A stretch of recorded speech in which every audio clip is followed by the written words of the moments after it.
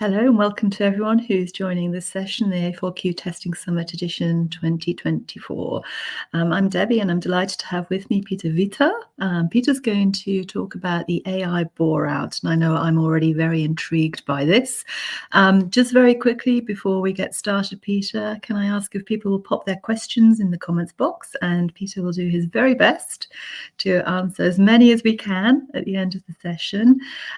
Also, just to say, listen carefully, we're going to have a little, should I say, competition to see who is the favourite speaker of the summit. So we'll let everybody know how to vote for that later. So Pieter, come back. Pieter, I'm going to go away and hand over to you. So have a great time, everyone. Thank you very much, Debbie. All right, I'm going to talk about the AI bore-out. And of course, I made a little generation of a subtitle, works out fine in that way. My name is Pieter Withaar. I'll introduce myself quickly. And somehow I see a little trend of people introducing themselves by putting their name in ChatGPT and then asking, who am I? And then you get a nice summary and you tell, well, I'm Pieter Withaar, I work for ICT Improve. I thought that, well, that's maybe a little bit boring. So I did a little bit of the next step and I tried to let AI generate images of me so you can see who I actually am. And I probably have to explain the images a bit because this is the first one. And well, this actually tells who I am. But I asked AI, like, okay, you know a little bit about me now. And it came up, well, it seems you're like a technology addict.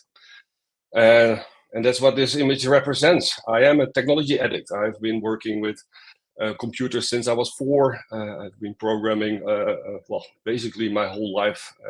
When I could read, I could almost program. And have been going through all the transitions that maybe many of you have been going through in the last years with the internet, with bulletin boards, mobile phones, and everything that happens in IT. So I am a technology addict, and I think, well, AI is representing me here quite well. It even looks like me, but it looks like an addict. And I wasn't fully satisfied with it, so I made some nicer pictures. This is me. This really looks like me, though, with my bot friends. Well, as you can see, I like to look in the future over here. But still, I wasn't really satisfied. So why not make a more polished and better version of me? Well, that's here. I really love the neo-punk kind of style in that way. Or maybe in the future I will be a cyborg. Who will tell us? I am the managing director of ICT Improve, a Dutch company focusing on training and education in industrial automation. And well, to tell a little bit about ICT Improve, I was also like, I can do it myself, but maybe it's better to show what people say about ICT Improve instead. So we are awarded this year the #1 Agile Scrum trainer in the Netherlands and also the test trainer in the Netherlands. We are around for around 26 years. You may know us as Improve Quality Services, but we are these days a proud part of ICT Group. And to show that also, we renamed ourselves to ICT Improve. That's basically everything. We have a broad portfolio from ICB, IREP, IS-AQB, and many more accredited training also. So well, find us over there, based in the Netherlands. So today I will talk about something that's probably on all your minds, and you probably followed maybe already some talks about AI specifically. And that's why also, well, the hype around AI and what is it really about, that's what I'm going to talk in this AI bore-out session. Because everywhere you look, there's talk about it. And it's going to revolutionize industries, and especially in fields like software testing. And we're hearing stories about how AI is taking over our tasks, generating test cases, making plannings, and transforming how we work. But here's the question. Are we really as close to an AI-driven future as everyone seems to think? And my argument today is that we're not there yet. And while AI has made impressive strides, especially with large language models, the reality is that we still have time before AI really kicks in and gonna live up to the hype. AI hasn't revolutionized everything, at least not yet. And I will today be focusing on large language models mainly, as many of the other people will do also, but I will try to give a little bit of a different view in that. And that's because, well, at large language models, most of the buzz and excitement is over there. And we are working a lot with other AI solutions also, which are, well, really great in what they're doing also. But I will be focused on large language models, especially. So we've all heard about how amazing AI is generating content and predicting outcomes, and even automating some tasks, which we do every day. But let's be honest, while AI can be powerful, it has also those limitations. And that especially comes when it comes to contextual understanding. And I'm going to give you a little insight about the workings of AI to explain what I really mean over here, and also to let you learn where the limitations are. Eventually, we'll go about all the advantages and all the other things, but also the limitations. So let's start. Little examples. Imagine I ask you to count how many R's there are in the word strawberry. And just between us, there are 3. So I'm pretty sure most of you would quickly answer correctly, and there are 3 R's, and you will look at the word and you can imagine and you can count them in there. But AI can't do the same thing. And this is a classic and a typical example. I recorded this little video yesterday, and it still says it contains 2 R's, which is wrong. And we know it's wrong, and we're like, why? Why does that happen? And that's because AI doesn't truly understand the word strawberry. What happens is that AI models, like the ones built on large language models, don't see the word as we do. They don't know that a word is made up of specific letters, or that strawberry is a fruit with a set of number of characters. Actually, instead, AI translates the word strawberry into a sequence of numbers that are connected with context. In other words, ideas and meanings is learned from really huge, vast amounts of data. It knows that strawberry is associated with things like fruit or sweetness or red color, but it doesn't really understand the concept of the strawberry and the counting of the letters. The AI is just predicting the next logical word or number, actually, based on patterns it has seen before. So when I ask it to do something as specific as counting or counting letters, it just guesses based on context. And that's the key of the problem. AI can make predictions, but it lacks real understanding. And this is a fundamental limitation when we expect it to handle more nuanced tasks like generating meaningful test cases or understanding complex systems. And to make it even clearer, let me tell you a story I like to call the strawberry encoding stories, as we are in strawberries right now. For me, in the past 6 years, when I talk about AI and recently large language model, how to explain it simply, the easiest way to think of how this guessing works, besides explaining the self-attention mechanism, the positional coding, feed-forward neural networks, and multi-headed attention that all composited, I always compare it to a one-word story. And the people who now wonder, like, what's a one-word story? It's an improv theater game where one person starts with one word and everyone adds another word. I think most of you will know it. Well, let's try it. So we start with once a strawberry decided to learn how to code. Funny story? Absolutely. It's what happens with improv. We make funny stories. And when you do this with a group, you get really funny results, and it's a nice group exercise in that way. This one is made by a group. So I did this presentation before in live audiences, or live physical audiences, let's say. And we came up to this really funny sentence. And as you can see, there's connections between it. But AI can make it even weirder. So when I ask AI, well, continue on here, we get this. So once a strawberry decided to learn how to code, it opens its laptop and typed hello world. But instead of running the program, it actually launched a blender. The blender, confused, printed out a recipe for jam, which the strawberry tried to debug by adding more sugar. As the code gets stickier, a flock of birds arrives, mistaking the code for breadcrumbs. The birds helped debug by pecking the keyboard, but soon the entire kitchen was flooded with smoothie-making instructions, causing the microwave to beep in binary. And eventually, the strawberry just decided to leave everything and become a banana instead. Awesome. I love the story. And when first language models came out, the first results were poems and these kind of funny things. But what happens here is there is a lot of contextual linking between all the parts.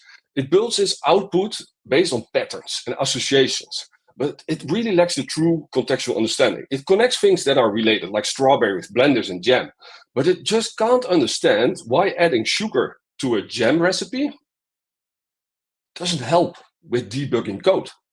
And this illustrates how AI models predict the next logical word in action, but can't truly understand complex relationships or even reasoning in that way. And when you take it to imaging and video generation, this even becomes more clear. Let's watch a little video of Gordon Ramsay. Well, not actually the Gordon Ramsay, but Gordon Ramsay making fruit, making the recipes in the kitchen. As you can see here, well, it looks all pretty real somehow, and it is. It looks real, but you can clearly see that it is generating things, but it really lacks the contextual understanding. It knows it's cooking, it knows it's drawing up spaghetti, but the context is fully gone. And that makes it, in this way, absolutely funny to watch there. But you can imagine what happens here. Okay, let's continue to the next part there. So I hope that illustrates it a bit what I'm talking about. And I know a lot of people, and I think that's a good thing, try to learn you like, hey, be critical and you can't trust. But I've seen a lot of talks and I've seen a lot of people really using it for testing and trusting on it and trusting it even more.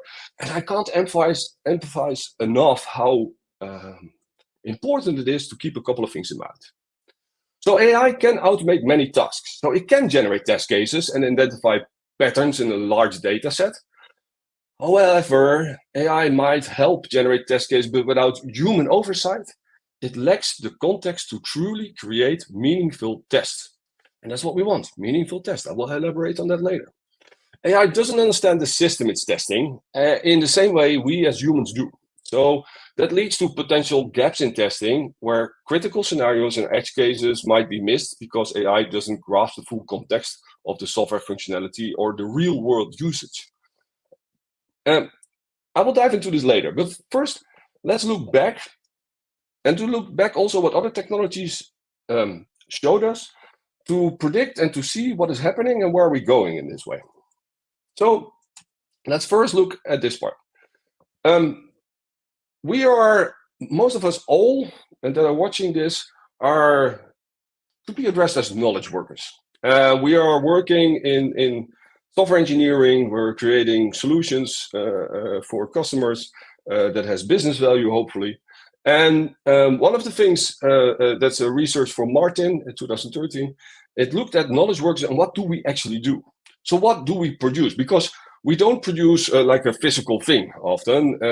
We don't, well, some of us produce software, or we tend to produce a lot of test cases. But what do we actually produce and do is best described and characterized as a product of decisions. We are really good at making decisions. And those decisions lead from all the information that we have, the contextual understanding and everything around it. And that's what we as knowledge workers do. So we don't produce glasses or we don't produce physical stuff. We produce decisions in that way. And of course, you can look at the test cases, but still then you make decisions.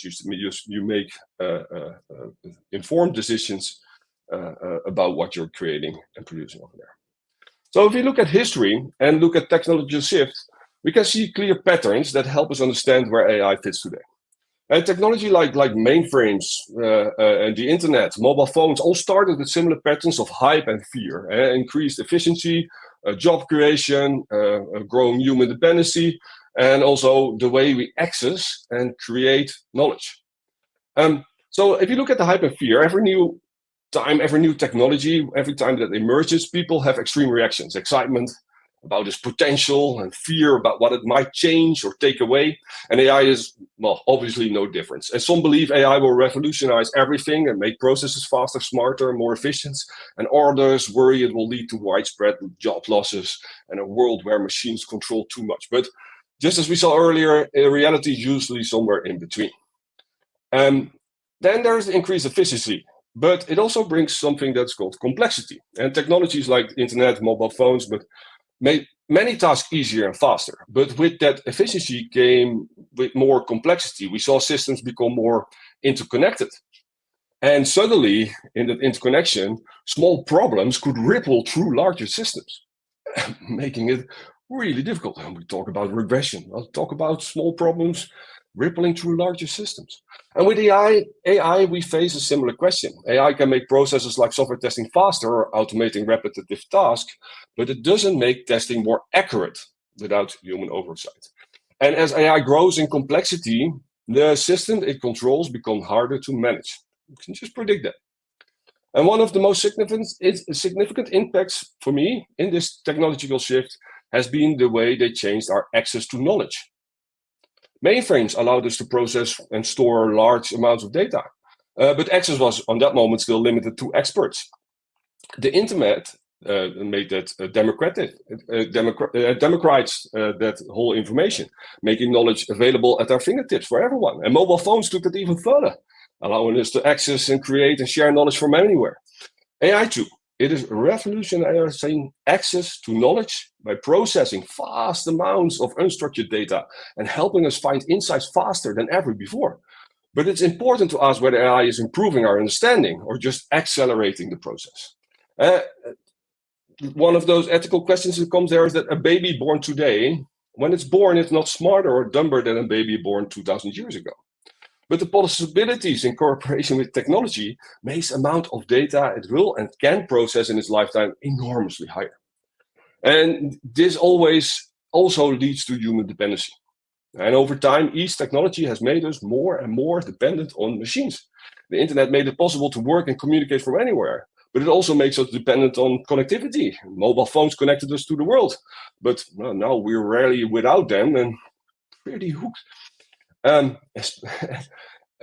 We are becoming increasingly reliant on it, especially in fields also like software testing, where automation can handle big amount of data and can help us speed up. But its growing dependency raises a key concern, in my opinion. Are we losing critical thinking skills as we hand over more decision-making to machines? And if you look at we are knowledge workings and we are handing over decision-making to machines, I think there's something going wrong over there. So we should really watch out. Are we really becoming less creative and lets technology take over more aspects of our work? And these are just historical patterns, and we've seen it again and again.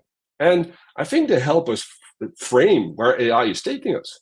And the key question is there, how do we balance that? How do we balance the power of AI with human creativity, but also with oversight? And I already tipped it a little bit. All these technologies came with ethical considerations too. And while AI is a powerful tool, we need also to consider the ethical responsibilities that come with using it, particularly in software testing.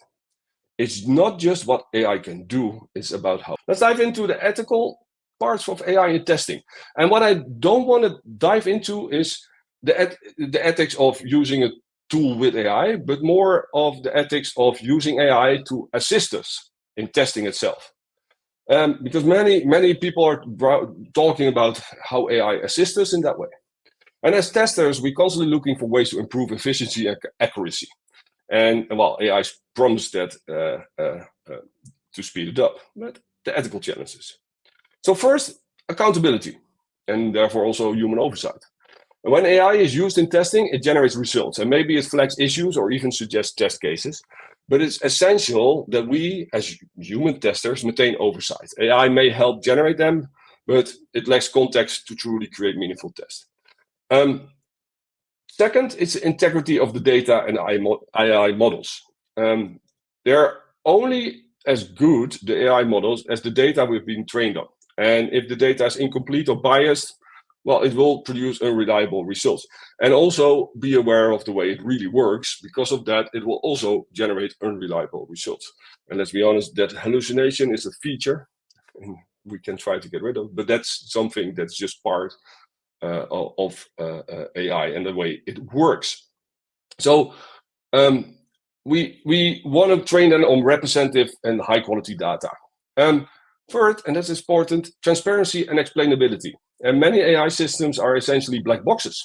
meaning they can produce results without providing a clear explanation of how they reach those conclusions. And it gets better, and there are links, and we're getting to Google with it, with a lot of other things around it.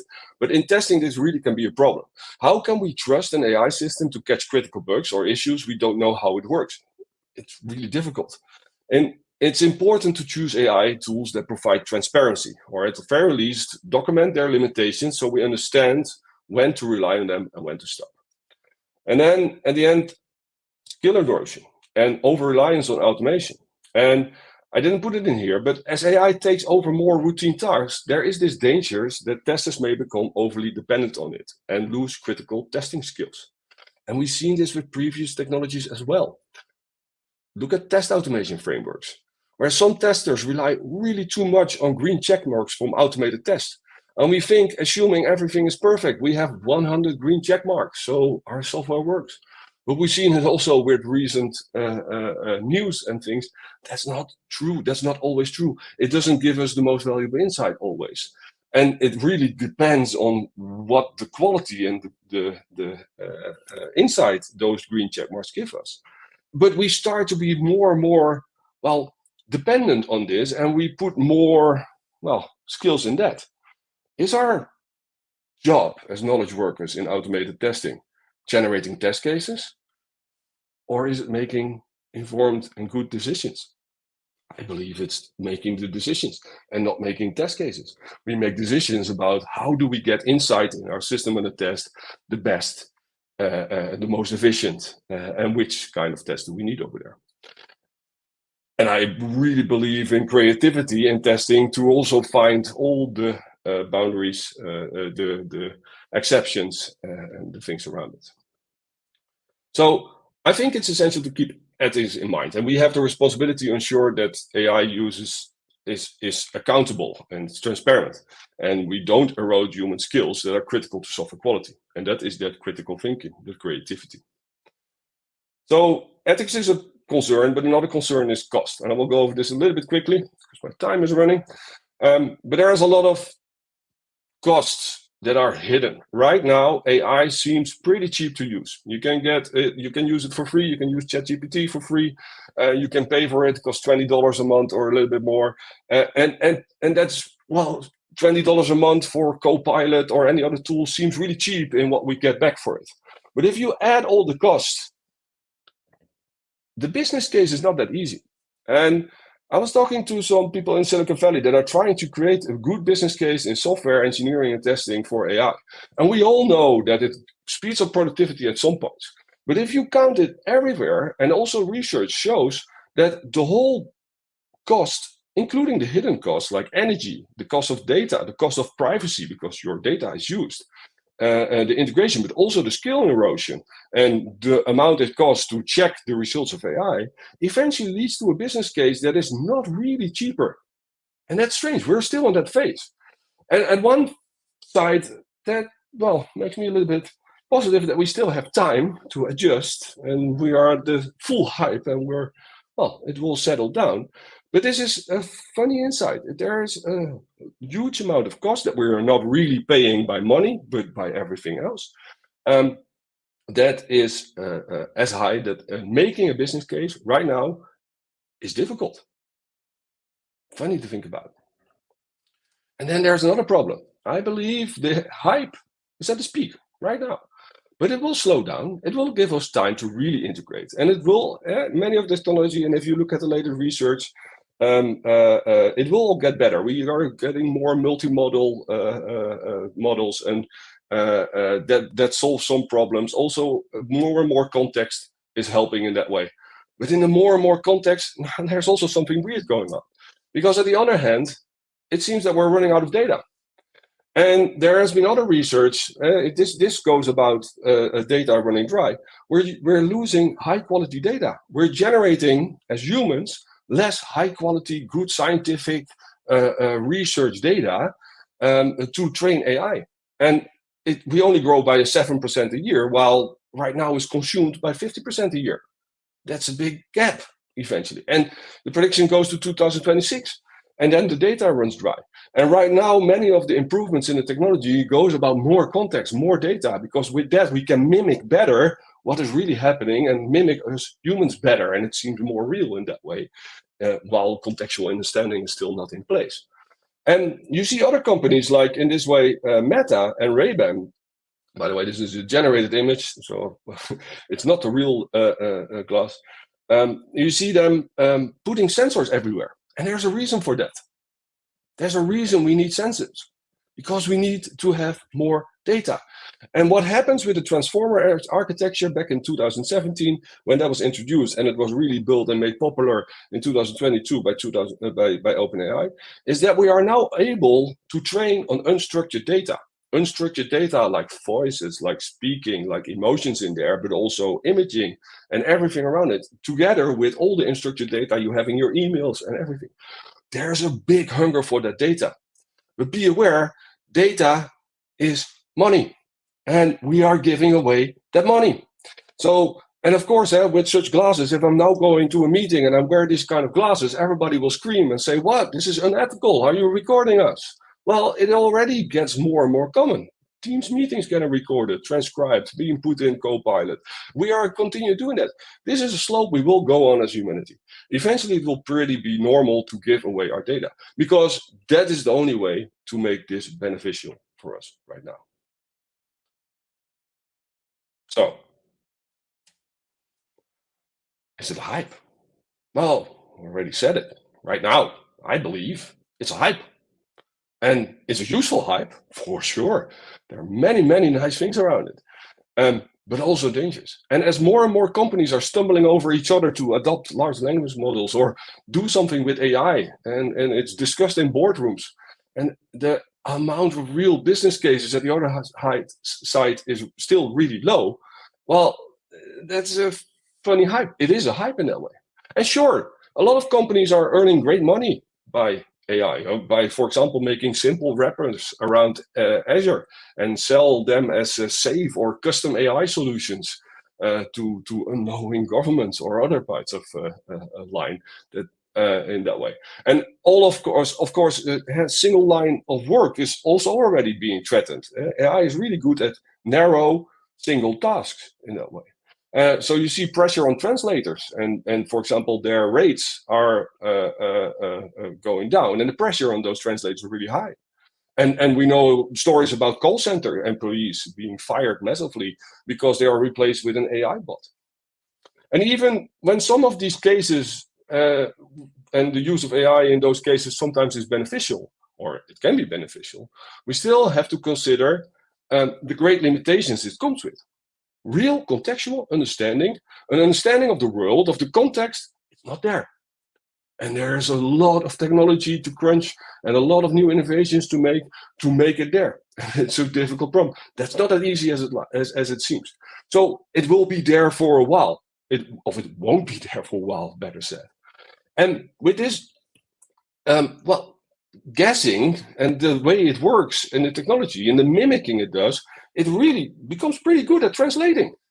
You should question yourself also, would you hire AI or a real translator when, for example, a meeting is set between the American president and Putin?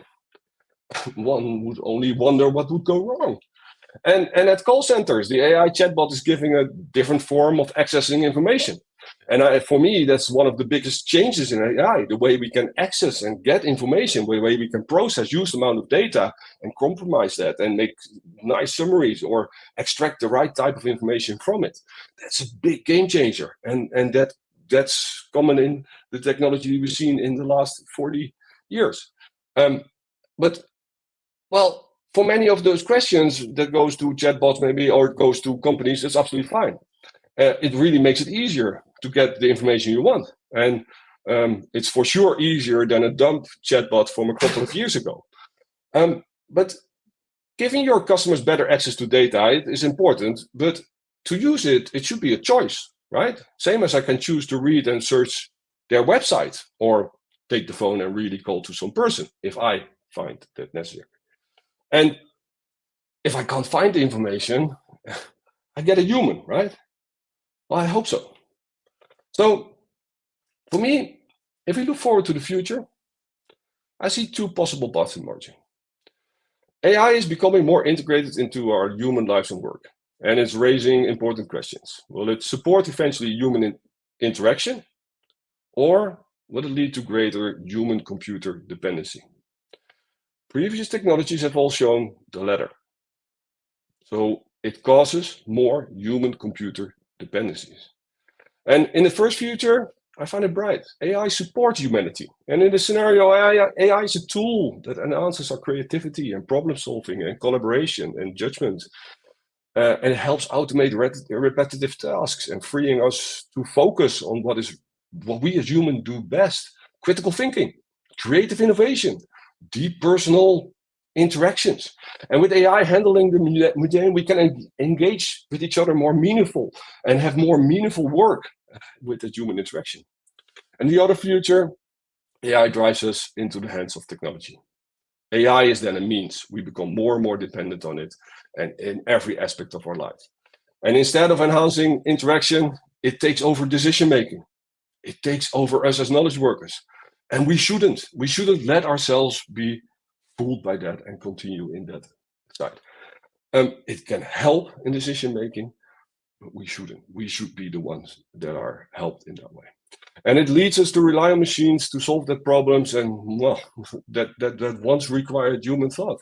And in this future, AI erodes our creativity and critical thinking skills as we hand more tasks to automation. And, well, I also see that human-human interaction could decline, and it's replaced by human-to-machine interaction. These two features, they present, in my opinion, a critical choice. And at one hand, they can liberate us from tasks and enhance our interactions. And on the other hand, it can trap us in a world where we're overly reliant. And many of the algorithms that are used on a daily basis by you already right now in social media, for example, are unfortunately moving to the more dark side of the world. I think this choice requires continuous effort. And I'm hoping also to add with this talk a little bit of thinking and a little bit of different thoughts and a different perspective to what is generally preached out there about AI and about the way we should use it in our field of area and expertise. And I think we should really look at creativity, human creativity, the ethics and the responsibility that we have over there. AI is a powerful tool. Large language models are really powerful tools, but it's just that, a tool. It enhances our lives and improves our works and opens new possibilities. We are still the decision makers, the ones responsible for ensuring that AI serves humanity, rather than becoming something we depend on blindly. And for that, I'm wrapping up this talk. Thank you for listening. And with that, also tokenized. Thank you. Well, Pieter, what do I say? That was very definitely thought-provoking and lots of different perspectives in there that I hope people will want to come back to and hear again. I know certainly it's a session that I'm going to be going back to and listening. So much in there. I'm going to go straight to questions. Let's see what we've got here. Given what we've discussed about the future of AI and the two paths we would take, how do you see AI supporting or potentially hindering your own work or industry and training services? Ooh, good question. Well, I see. Well, you can see it in my presentation. I use a lot of AI to generate images and to generate content for it, and it also helps me to broaden my perspective sometimes. I believe the biggest broadening of perspective is the human-human interaction I have with other people in this field, with people that don't know about it, and giving training, giving these kind of talks, and having the discussion afterwards. For us also, the training market, of course, it's shifting. There's also more and more online content and demand, and you can get your accreditation of certification by following online content. For us, we know our market is you have the framework and the content of ISTQB, for example, but the biggest addition to people's career is the discussion they have in the classroom. and the interaction with the other students and learning from each other. And that's a big thing. And you can learn from the theory, but eventually learning from each other is the most important part. So I believe it will make the creation of the content better. It will help us get more insight, or help us check if we have inconsistencies, for example, in syllabi. In that way, it all improves all those kind of things. But I hope it won't replace the real training on site and the necessity of that. And there's a market for both. But there, especially where we lead to interaction, if it's within a company or an open subscription, I think it's important to continue that. I hope AI is not going to replace me as a teacher, and that you're all of a sudden looking in a classroom to an AI bot talking to you. I find that the most horrible scenario I can think of in the future in that way. I suppose it depends on lots of factors, doesn't it? And how people want to learn. We do know there are a lot of people out there who are keen to self-study, and that's how they're going to. There's a market about, yeah. And if AI can do smarter things to help them, such as giving dynamic feedback, I think there's possibly a positive place for it there. Quite tricky one to make sure it's accurate and right, I hear people say, but a place for both, I hope, and lovely people absolutely. Like you. Definitely. If you look at the A4 quality practical tester, which of course is also a big thing today, and I really like it, and I like to see. But what I definitely like to see and also like to hear is that there's always human oversight. And that's important, and we should learn from it. I think it really helps giving testers practical experience, and in that way, it is a way more flexible tool to be used in that way. But eventually, having also the human oversight and the input and output of that, and doing it, I think that's still really important. Yeah. Do you see? And that's how we should handle it. Yeah. Do you see a little bit of a shift in role, maybe, and some trainers become much more coaches in this type of a scenario? I think if you look, we always make the distinction between instructors and trainers, which Benjamin is doing often also. But for us, an instructor is just something that tells you the theory and instructs you to do that. But a trainer is already someone who has a lot of coaching and facilitation skills. The coaching and facilitating and making sure this is guided, the discussion is guided, is way more important in training than having the actual knowledge. It helps, and it's important also to have it, but therefore you can be a really good instructor and having a good technical knowledge and every insight of it, but it doesn't help in real training. You need that extra. Absolutely. And I think indeed it's shifting. I think instructors can be replaced with AI more and more. Absolutely. Let's have a look and see if we've got some more questions here. With the reliance on AI in testing, how do we ensure that testers continue to maintain their critical thinking skills? That's a good question. Well, to be honest, if I look at the past and the history, what I also do in my presentation, what I've seen with test automation, for example, taking over the whole testing part, and we think that we can replace it with 100% automation, and the mistakes that are made over there, I think we're just going to repeat ourselves.